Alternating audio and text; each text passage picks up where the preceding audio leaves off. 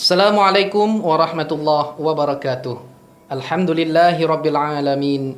Wassalatu wassalamu ala sayyidina Muhammadin wa ala alihi wa sahbihi ajma'in.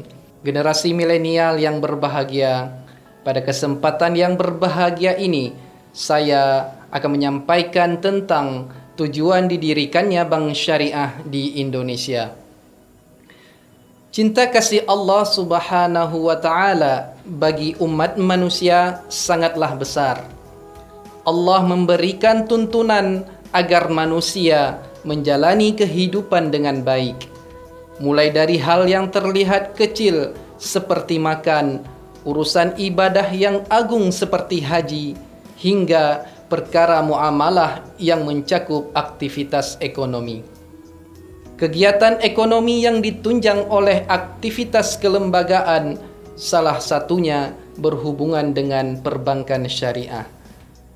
Adanya perbankan syariah merupakan salah satu upaya untuk menghadirkan layanan keuangan yang sesuai dengan nilai dan prinsip syariah.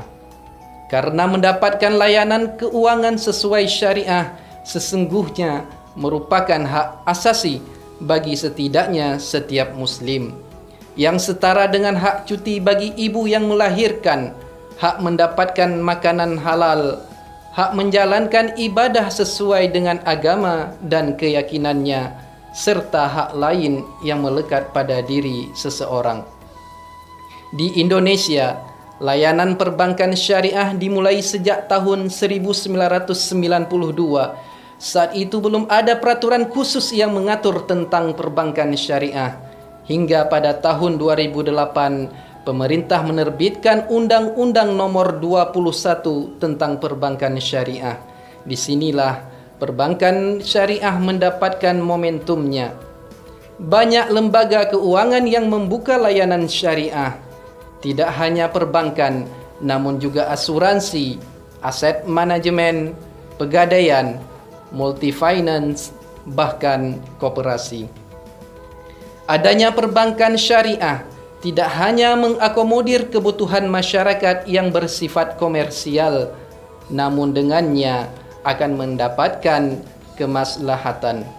Lebih dari itu, perbankan syariah menjadi salah satu elemen penting dalam ekosistem ekonomi umat.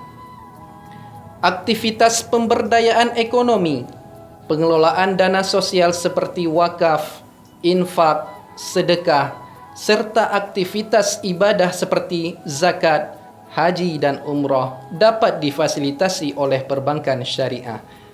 Hal tersebut selaras dengan Undang-Undang Nomor 21 tentang perbankan syariah yang menjelaskan bahwa tujuan adanya bank syariah adalah untuk menunjang pelaksanaan pembangunan nasional dalam rangka meningkatkan keadilan, kebersamaan, pemerataan kesejahteraan rakyat, dan kemanfaatan yang sesuai dengan prinsip syariah. Oleh karena itu, bank syariah harus tampil prima dan mampu menyediakan solusi atas kebutuhan masyarakat. Demikian yang dapat disampaikan. Terima kasih. Wassalamualaikum warahmatullahi wabarakatuh.